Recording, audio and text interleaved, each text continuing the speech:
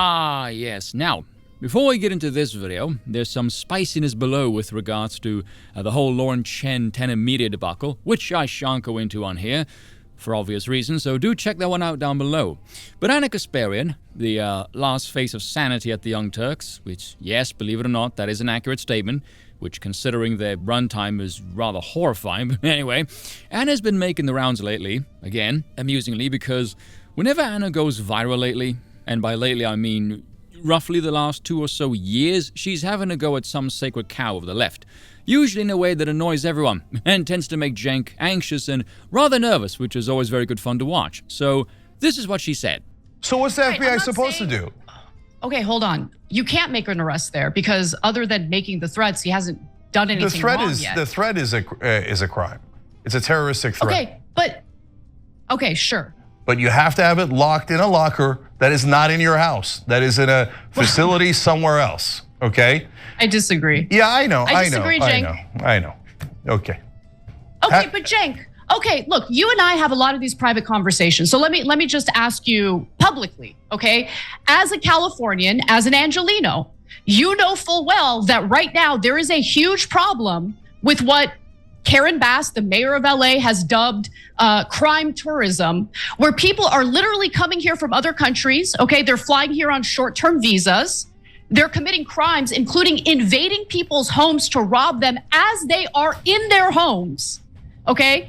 And what are people supposed to do if there are people coming in fully armed, ready to rob them, threatening their lives? They're not allowed to have a weapon to defend themselves in their own home. They have to have it locked away in a lockbox in some other location. That makes no sense. No, Anna, it doesn't make sense because we're already in an ocean of weapons. Dear God, how Cenk still has a viewer base is actually astonishing to me.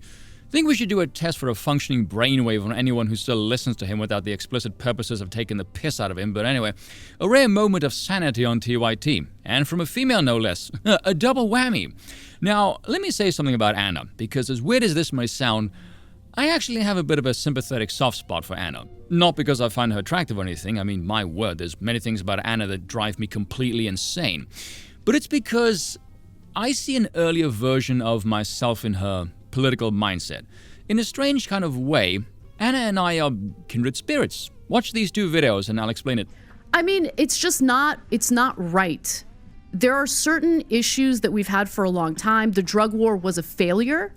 And so going back to the drug war, I don't think is going to be effective. But you know what else isn't effective? Using taxpayer money, funneling it to nonprofits so they can literally buy crack pipes and hand them out at Skid Row. And bleach pits. There's video evidence of that. How does that make so any sense? anyone on the left who wants to come at me and pretend like this is just a right-wing scaremongering talking point, you're full of crap, and you should go online and you should watch the videos of literal.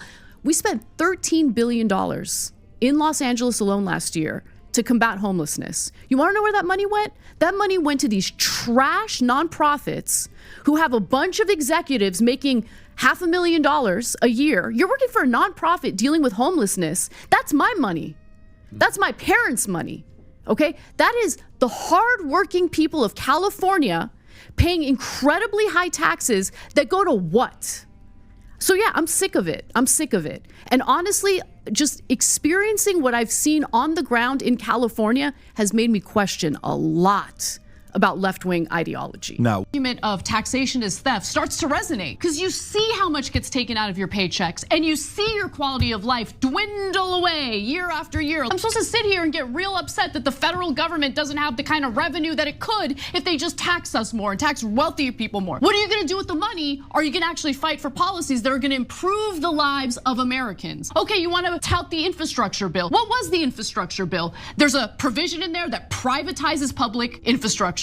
I'm not excited about that, but I'm supposed to celebrate it? Really? Okay, fine. And then there's the provisions that provides government grants, meaning our taxpayer money, to corporations. Listen, if we had a well-functioning government that actually utilized those tax dollars to improve the lives of Americans, I would feel even more strongly against extending the tax cuts for the rich. But I can't help but think about what the government does with that money, and it makes me absolutely furious. Now, as many of you know, I was a Bernie fan in 2016. Yes, holy holy crap, that actually happened.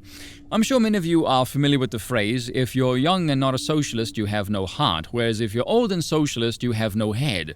So 2016 was full of young people who still needed to develop heads following someone who never did. Socialism in a nutshell right there. All joking aside though, and this is just my perspective, what I think genuinely moves many of the liberal-minded sort of young people is that they believe there is a gross abuse of power by the upper echelons of society. And they'd be correct, by the way.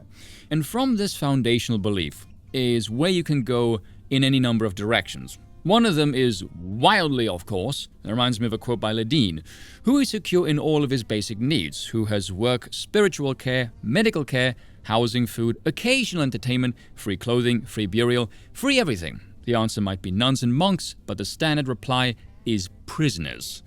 And a lot of people really want to be slaves to a machine. The concept of freedom, as you and I think of it, is not the norm. And even that freedom is built around a structure.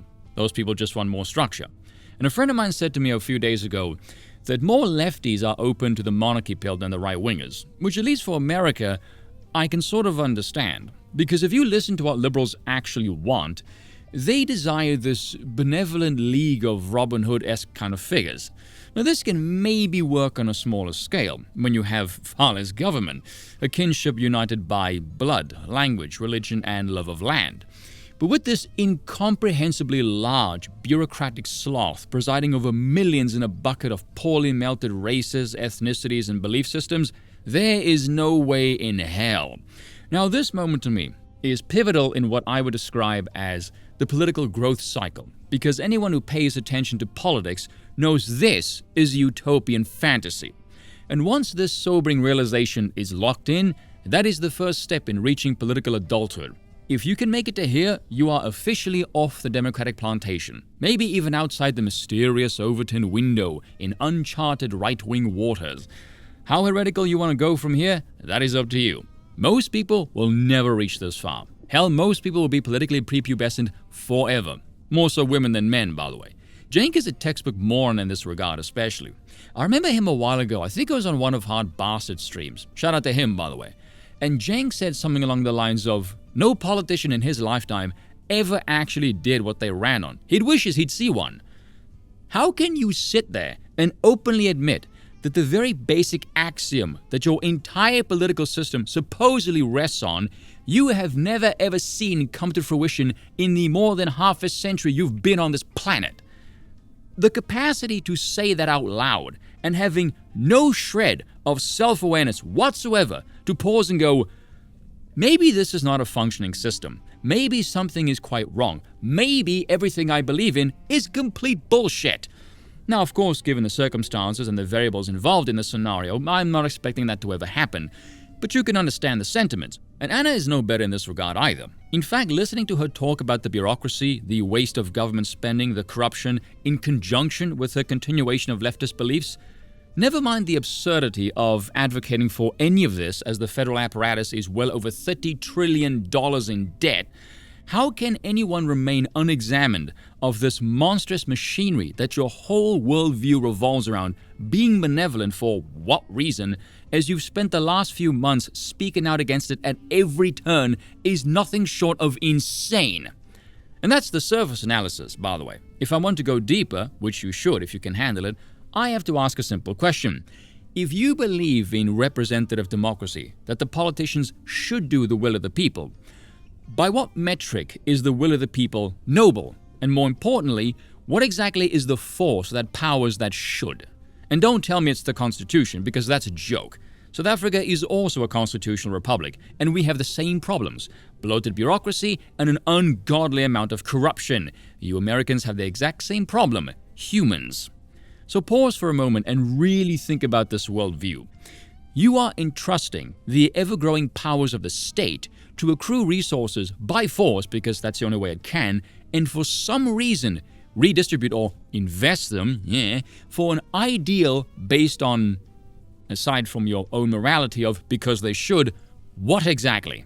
You are attempting to rationalize the confiscation of one's wealth by temporary political figures to justify the benevolent spending of somebody else's wealth, apparently due to the morality of their own constituents. None of the politicians in any way benefit from actually doing this because their positions are temporary. There is no long-term benefit to them personally, and so this system does nothing to aid the nation-state overall. It is nothing more than a method used to accumulate political power to be used for as long as the politicians are in office and no more. There is no accountability in any capacity for the gross abuse of the financial system. The amount of faith, then, that one would need to have in order to still believe this is nothing short of cult-like deification of the state. Realize, if you are someone who still believes in any of this, you are more deeply indoctrinated than you could possibly imagine. And as far as I can tell, this entire system runs on nothing more than that should. The should has no enforcement mechanism. It is the enforcement mechanism, and behind it is nothing more than hopes and dreams and crackpot fairy tale bollocks, which is why this entire system is completely broken. Democracy in any form has no checks and balances. There is no accountability. So when she regresses back to Robin Hood mentality, despite constantly denigrating every aspect of the machinery she can clearly tell doesn't work how she imagines it should, with no examination as to the structure, its composition, the inner workings, the staff, or its incentives, but still just clings to it like a naive child still thinking Santa is real, it's like watching her walk face first into a glass door trying to cross the political puberty bridge, despite knowing the handle is right there. Repeatedly. Now, naturally, I was able to walk through the political puberty door fairly early, mainly because my view of the handle came through a book called An Open Letter to Open-Minded Progressives, and because I wasn't incentivized to repeatedly walk into the door for this thing called cash. Admittedly, that probably helped a fair bit, and this is why I call her an honest grifter, because she doesn't actually believe in any of the things she claims to champion. She wants to believe in them. And we know this because the things that do irk her that she's public about stands in opposition to her political ideology, and the things that irk her are real and impact her personally. Which leads us to why Anna is likely to never step outside of this funk and ever truly become a believer in the real world. The financial incentive is obviously the largest one. She is practically the last sane face at TYT, or at least the last one capable of being sane. I think she's just as much the face of the brand as Jenkins at this moment. She's been there for years. As a result, I imagine she has some feelings of loyalty to the brand, which in my opinion is going to give her a mental breakdown if she doesn't get out. Here's how I would describe Anna's current predicament. Imagine someone being held hostage by barbed wire and force-fed tainted money. That is essentially Anna. Now, naturally, tainted money is still money. However, in excessive doses, the taint kicks in and ever so often she will throw it all up. That is when you see her breaking rank and going off on things like we saw a few moments ago, as well as when she lets loose on the Twatter, or to Jenk's face, which personally I think is a hell of a lot funnier. The other reason though, and I think this one is actually much harder for Anna to tango with, if you've watched content creators for years now, most of the successful ones tend to develop some kind of gimmick, or become very much known for a moment or two that really cements and comes to define them. In Anna's case, it'll be that give me the money bit, and of course the infamous, yeah, I'm better than you. Now, in the highly unlikely event that Anna leaves TYT and goes rogue, she would very likely have a lot of overlap with the very same people she spoke down to in such a condescending manner, because the reality is, she's not better than those people. She is those people. Everything she's ever championed has birthed the multi-headed hydra that she now can't stand. She has to admit at some point, this monstrous creation is the inevitable result of everything she has ever stood for. And considering her entire career as a political commentator has been for the wrong side, I don't think she has the balls to admit that she was wrong, and she most certainly does not have the humility to admit so either.